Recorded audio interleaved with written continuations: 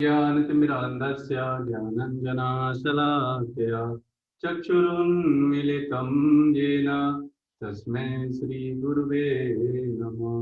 श्रीचैतन्यमनोभीष्टं स्थापितं येन भूतले स्वयं रूप कदामयं ददाति स्वयं पदान्तिकं।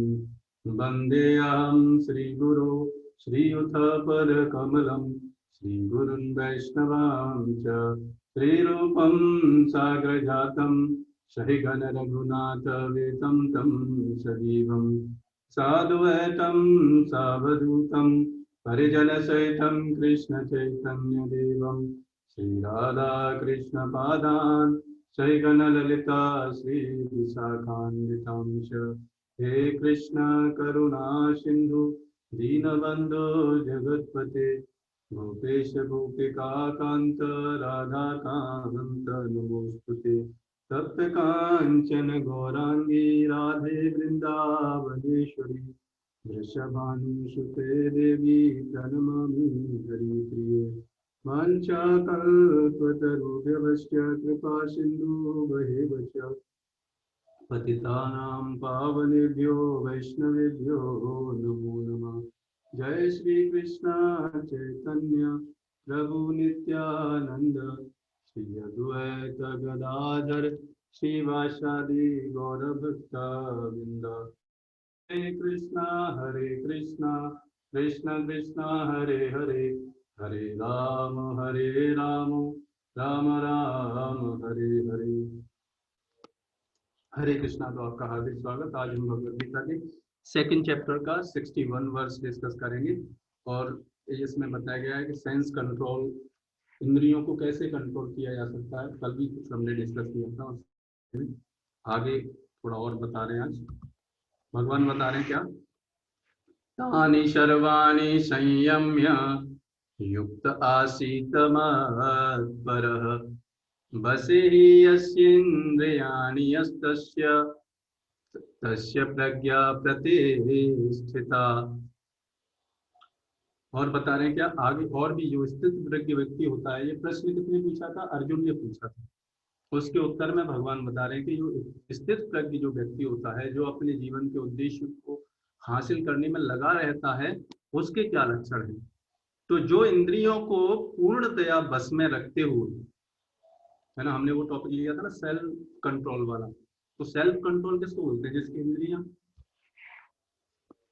संयमित हो, मतलब इंद्रियां उसको भजाए नहीं, इंद्रियां उसके हिसाब से चले, ऐसे व्यक्ति को बोलते हैं सेल्फ कंट्रोल या सेंस कंट्रोल व्यक्ति।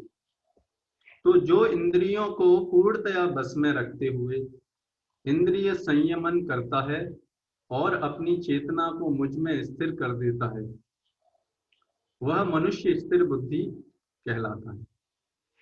तो ऐसे व्यक्ति को क्या स्थिर प्रज्ञ या स्थिर बुद्धि वाला व्यक्ति भी बोलते हैं। एक और क्वालिटी है क्या, जिसकी इंद्रियां संयमित।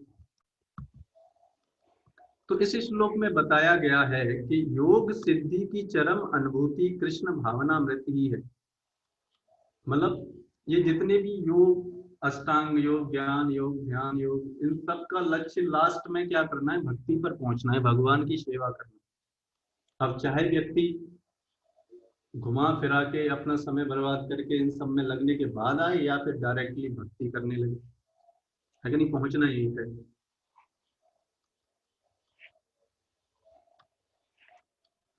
तो इस श्लोक में बताया गया कि योग सिद्धि की चरम अनुभूति कृष्ण भावनामृत ही है। जब तक कोई कृष्ण भावना भावित नहीं होता, तब तक इंद्रियों को बस में करना संभव नहीं है। जब तक कोई व्यक्ति कृष्ण भावना भावित, देखो यहाँ पे बहुत इंपॉर्टेंट लाइन ये बताई जा रही है, जब तक कोई व्यक्ति भगवान कृष्ण की भक्ति में नहीं लगता, नहीं लगता मतलब इन इंद्रियों को भगवान की सेवा में नहीं लगाता, तब तक व्यक्ति सेल्फ कंट्रोल हो ही नहीं सकता, ऐसा हो ही नहीं सकता, है ना। क्योंकि इन इंद्रियों को एंगेजमेंट चाहिए, नहीं एंगेज होंगी तो फिर ये फालतू के समय में फालतू की चीजों में एंगेज रहेंगी, है कि नहीं। तो इसलिए ये इंद्रियां पता है किसकी तरह है? इंद्रिय और मन इसकी तरह है। एक बार क्या हुआ, एक एक जो आपने सुना होगा, ये चिराग होता है ना, अलाउद्दीन का चिराग। तो एक व्यक्ति को वो मिला, और एक व्यक्ति, तो वो उसका वो ऐसा था कि वो जो भी बोलता था व्यक्ति वो कर देता था कार्य। लेकिन उसकी एक शर्त थी कि अगर उसको कुछ करने को नहीं दिया, कुछ कार्य करने को नहीं दिया, तो फिर वो जिसने उसको मिला है उसी को परेशान करे। तो वो उसने बोला चलो मेरा घर बनवा दो, उसने बना दिया तुरंत। और फिर बोले और अब मैं क्या करूं, उस व्यक्ति से बोला। उसने बोला चलो मेरे लिए ये बिजनेस खड़ा कर दो। मैं खड़ा कर दिया तुरंत, क्योंकि उसके पास शक्ति है। तो ऐसे ऐसे करते, अब लास्ट में उसने सारा कार्य करवा लिया अपना। अब लास्ट में बोला अब मैं क्या करूं। बोले कि वो बोला कि देखो अभी अगर मुझे कुछ कार्य नहीं दिया तो फिर मैं आपको खा जाऊंगा। तो फिर उसने क्या किया, अब वो बड़ा परेशान व्यक्ति हो गया कि अरे ये कौन सी आफत मोल ले ली मैंने। अब वो गया अपने गुरुजी के पास। गुरुजी के पास गया और बोला गुरुजी ऐसे ऐसे हुआ है, ऐसे मेरे को ऐसे अलाउद्दीन का चिराग मिला है मुझे, बट उसकी कंडीशन ये है कि अगर उसे इंगेज नहीं किया गया या उसे कुछ कार्य नहीं दिया गया तो मुझे ही परेशान कर रहा है। तो उसने बोला देखो आप क्या करो, उससे बोलो।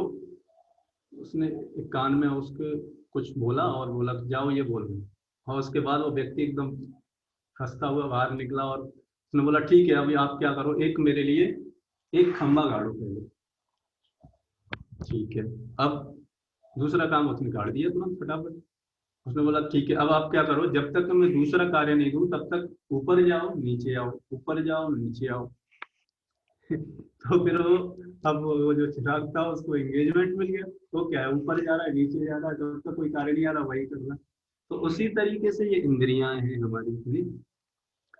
ये इंद्रियां भी उसी तरह खतरनाक चिराग की तरह है कि अगर इनको एंगेजमेंट नहीं मिला तो ये फिर क्या करेंगी, हमको ही खींच ले जाएंगे उधर, हमको परेशान करेंगे। तो इसलिए क्या करना जरूरी है, इन इंद्रियों को भगवान की सेवा में, मतलब चिराग को ऊपर नीचे उतार दिया गया, इसलिए इन इंद्रियों को भगवान की सेवा में जब तक नहीं लगाया जा सकता तब तक क्या होगा, जब तक कोई व्यक्ति चाहे कितना भी बोले कि मेरा इंद्रिय संयम है या मैं सेल्फ कंट्रोल हूँ, ऐसा हो ही नहीं सकता है। नहीं,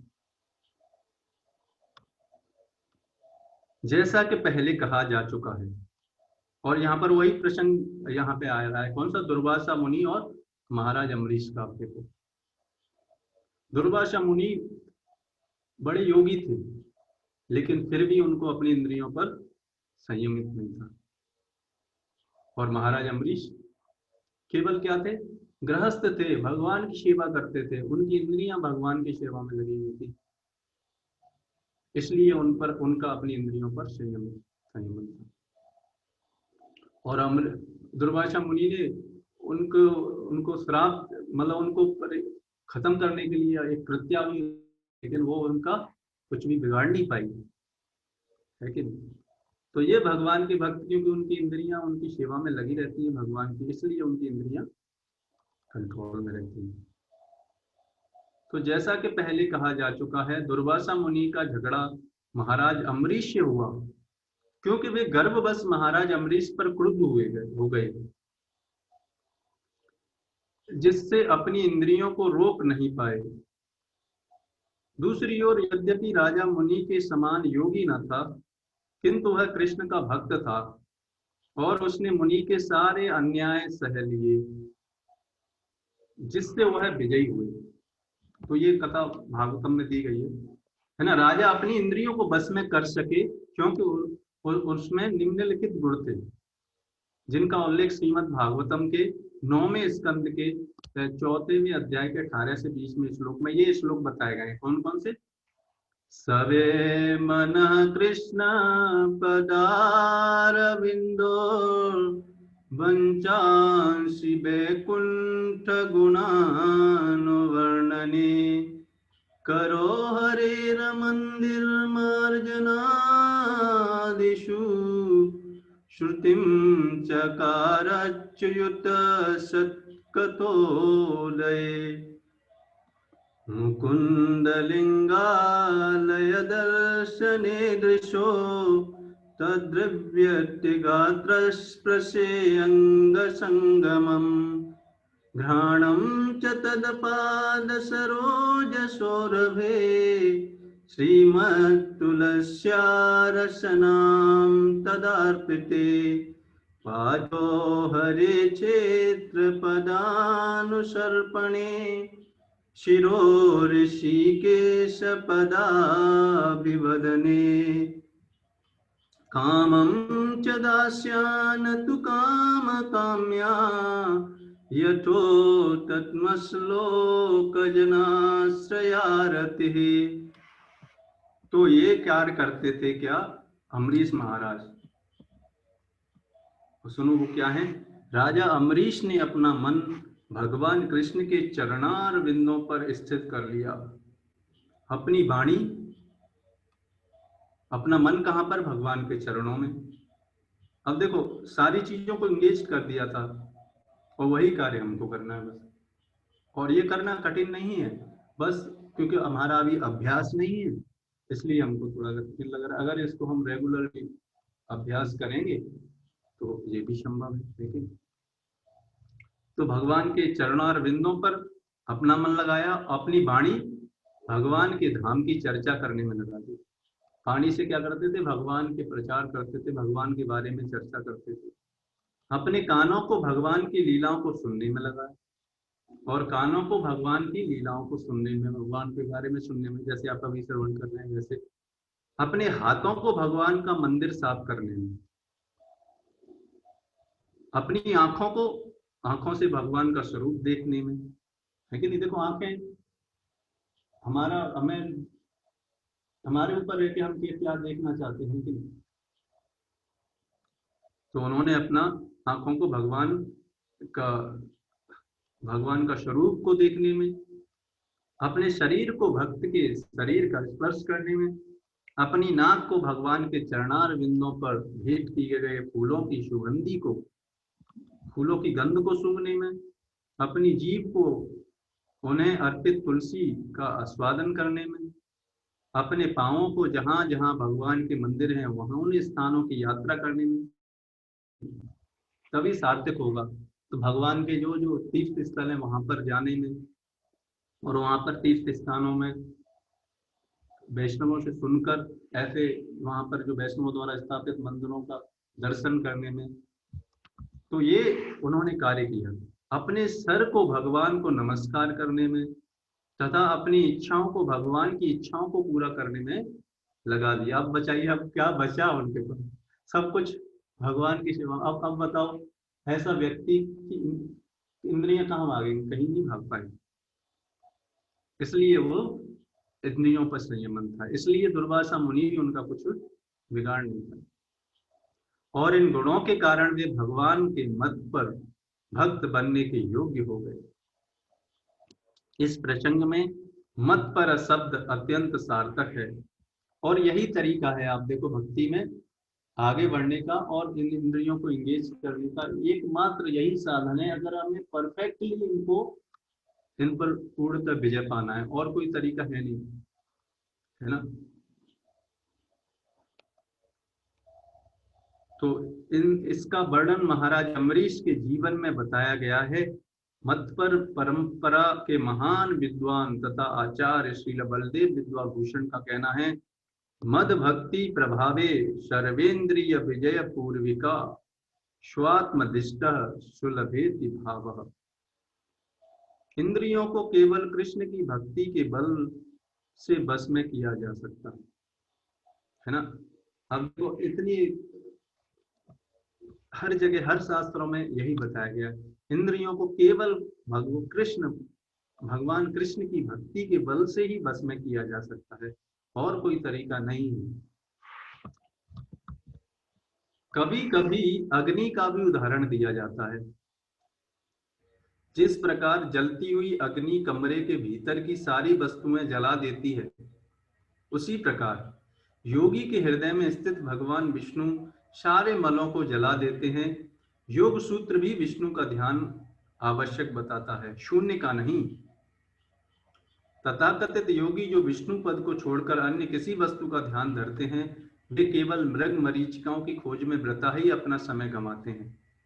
तो जो मेडिटेशन आजकल जो लोग करते हैं, है कि नहीं, वो क्या करते हैं, भगवान के स्वरूप पे ध्यान नहीं करते, कुछ ऐसे ही जस्ट शून्य पर ध्यान करो, तो उससे क्या होगा, समय की बर्बादी है कि नहीं। तो ये बता रहे हैं, इसलिए जो कार्य करना है सटीक करना चाहिए। हमें कृष्ण भावना भावित होना चाहिए, भगवान के प्रति अनुरक्त होना चाहिए। असली योग का यही उद्देश्य है। तो यही योग है। एक दिन हमने आपको बताया था योग के बारे में भी, योग का मतलब क्या है।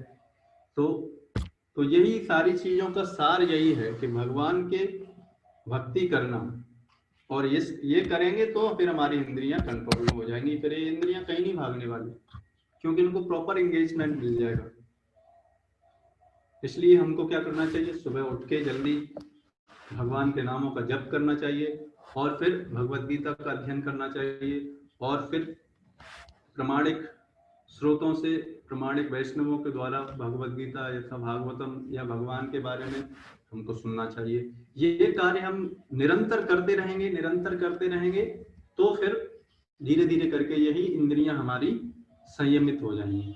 मतलब इन इंद्रियों की तुलना जाती है विषैले सर्प से। तो विषैले सर्प के अगर दांत निकाल दिए जाएं तो वो सांप खतरनाक नहीं रहता, उसी तरीके से ये इंद्रियां का अगर जो इंद्रिय है कि नहीं, इंद्रिय तृप्ति वाली इच्छाओं रूपी अगर दांत निकाल दिए जाएं, है कि नहीं, तो फिर ये इंद्रियां हमको परेशान नहीं करेंगी। तो वो किया जा सकता है भगवान की भक्ति करके, जैसा कि यहाँ पर बताया गया। और खुद किन्होंने किया, महाराजा अम्बरीश ने। ऐसे असंख्य उदाहरण हैं भगवान के भक्तों के। आप देखो, युधिष्ठिर महाराज, प्रहलाद महाराज, ध्रुव महाराज, और अभी इतने सारे भक्त अभी भी लगे हुए हैं। आप देखो ना, ऐसा नहीं कि ये 500 साल पहले या 1 लाख साल पहले, अभी भी करेंटली भी आप देखो कितने सारे भक्त भगवान की सेवाओं में लगे हुए हैं, है कि नहीं, और उनको संयमित हैं। तो हमारी भी इंद्रियां संयमित हो जाएंगी। इसी तरीके से इन्हीं ऐसे वैष्णव आचार्यों, ऐसे भक्तों के पद चिन्हों पर अगर हम चलते रहेंगे, तो हम भी एक दिन ये हमारी इंद्रियां संयमित हो जाएंगी, है कि नहीं। तो हमारी यही विनम्र प्रार्थना है कि इसी तरीके से ये जो साधना है इसको करते रहें। फिर इसी साधना से हमारा सारी इंद्रियां कंट्रोल हो सकती हैं, और कोई साधन नहीं है कि नहीं। इसीलिए कल में बताया गया क्या, हरेर नामेव केवलम कलो नास्तेव गति अन्यथा। मतलब इस कलयुग में भगवान के नामों, यानी हरे नाम, भगवान के नाम और भगवान के नाम, केवल भगवान के नाम के अलावा और कोई साधन नहीं है। तो यही तरीका है। फिर तो आज के सेशन को इसी के साथ हम यहाँ पे विराम करते हैं। कल फिर मिलेंगे सुबह 11। और भी जानना चाहते हैं तो हमारा ग्रुप है जर्नी ऑफ सेल्फ डिस्कवरी, उस पर आप ज्वाइन कर सकते हैं, और भी इस तरीके के सेशंस में आने के लिए, फिर और पर्सनल गाइडेंस के लिए, उसमें और ज़्यादा आप समझ सकते हैं इन सारी चीज़ों से, है ना। तो इस तरीके से हम इसको, आज के सेशन को हम यहीं पे विराम देते हैं।